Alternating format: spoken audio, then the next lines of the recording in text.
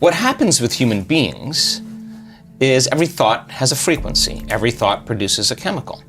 So if you keep obsessing about your lack of finances, your lack of time, your lack of energy, and you're taking thought, it's producing a frequency, and that frequency in the form of chemistry is storing that thought emotionally right in your second center. You feel guilty, you feel unhappy. The moment you feel unhappy, then you generate more thoughts equal to that feeling, which makes more chemicals, and you keep taking energy from the brain and storing it in the body. If you react to people in your life and you feel anger, frustration, whether it's traffic, the news, whatever it is, you're drawing from this field, this electromagnetic field, you're tapping that resource and you're making chemistry out of it and the field shrinks. So now, by doing that and living in survival, the body no longer is a magnet.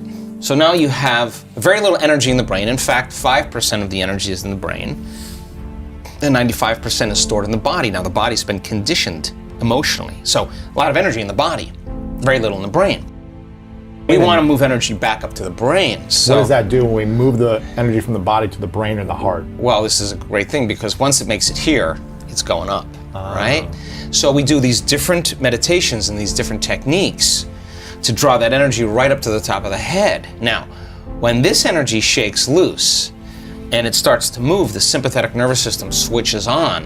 And instead of releasing energy out like you're being chased by a predator, that same energy is going up into the brain, and the brain switches on and it goes into these very high frequencies called gamma brainwave patterns. Now the person has an arousal. It's energy that's being released into the brain, and you can only describe it as ecstasy or bliss. So the energy of guilt that was stored from thinking and feeling in the same way releases, and it travels up to the brain and is going back. And when it reaches the brain, what happens?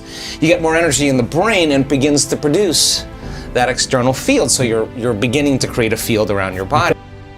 Well, once the energy is moved, you're going to feel pretty blessed in that moment. In fact, so we can transfer guilt, shame, insecurities into bliss? Oh my God. Yeah, we do it all the time. And the amazing thing is that rush of energy that's moving into the brain is changing the brain's physiology and producing that field. And now you have energy to heal.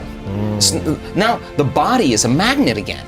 And it's as the energy moves up the spinal cord and it starts passing through those spinal nerves, and there's a lot of dynamics going on in the body, that energy that was once stored in that one of those energy centers that's released is energy to heal.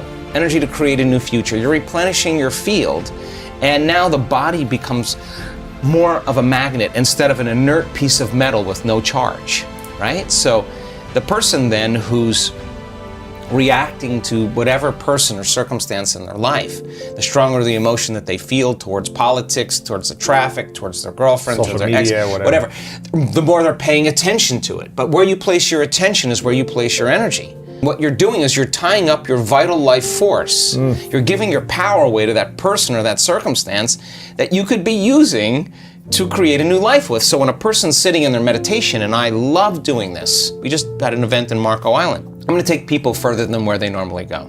I know they're going to go, oh, well, I'm done with my meditation. No, you're not done. We're going to take you to that point where that feeling is so in your face and you can't turn on your cell phone. You can't get up and walk away because 1,000 people are not getting up and walking away and you're part of the community. You're sitting in the fire. And you have one of two choices. You can let that brain run on programs and hardwired patterns, and the arousal will drive your brain further out of bounds, or you'll practice the formula. And as you lower the volume to that emotion, you're going to take your attention off that person or problem. Guess what? Here comes energy back to you. You're taking your power back.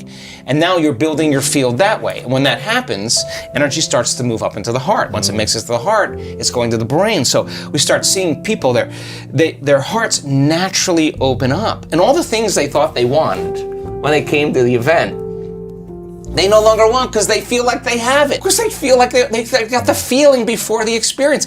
So that they feel so whole that they no longer want. And they're not looking for their future anymore. You only look for it when you feel lack. When your body's conditioned emotionally into the future, why would you look for it when it feels like it's already happened? Now this is where it gets weird.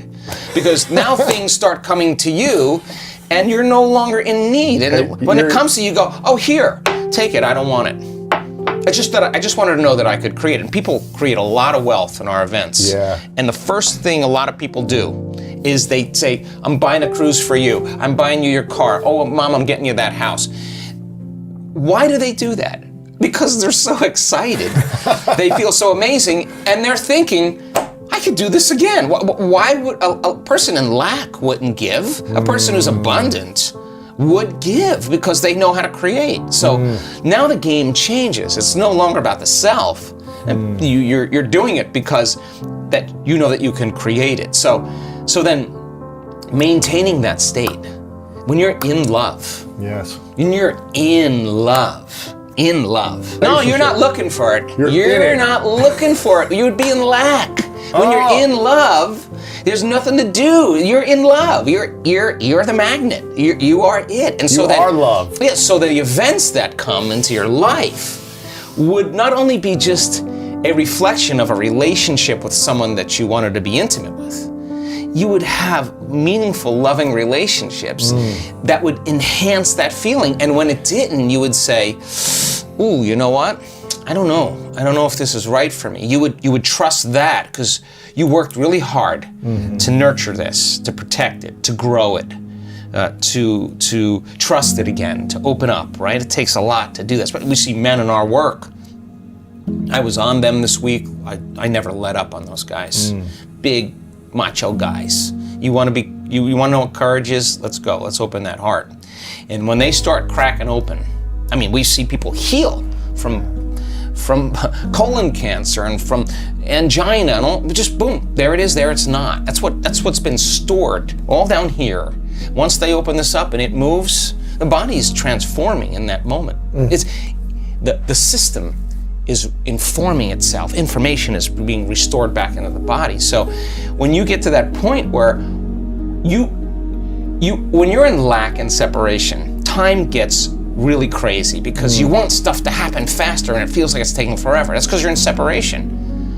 When you're in love and you're in connected, you don't want the moment to end. I mean, I had three guys over for dinner last night, all these academics.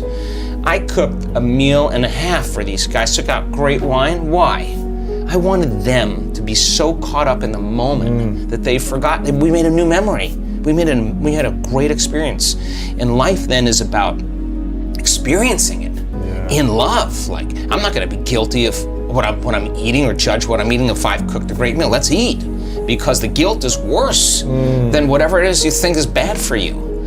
So then, when you're feeling those elevated emotions, and you're locked in love, then you see life through the lens of love, and there's compassion. Like, you could look at your greatest adversary, the person that threw you under the bus, and you've overcome yourself and you've done the work. You'll look at them and you'll see a part of yourself that you used to be that you no longer are, and you have nothing but understanding and compassion for them. Like, wow, I feel for that person. They're hurting. They're struggling. I used to be like that, but you're no longer that. People who are in love with themselves will find love in others. People who are happy with themselves will find something that they can connect with. They won't see all the flaws. They'll see some part of them that they want to enjoy. If you practice it, just feeling a little love every day, a little gratitude every day, I can prove to you, I have the research, your immune system is going to be so strong, it's going to be immune to any foreign agent. With gratitude. Just 10 minutes, 20 minutes of gratitude a day. What do you got? Not just to think about the things that you're grateful for, but to embrace them emotionally.